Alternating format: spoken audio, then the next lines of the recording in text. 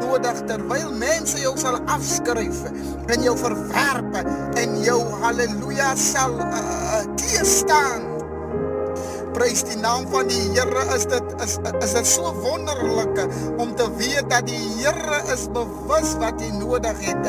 Die Here is bewus, halleluja, dat jy het foute begaan. Jy het swakhede. Halleluja, jy soek 'n uitkoms. Prys die naam van die Here, halleluja.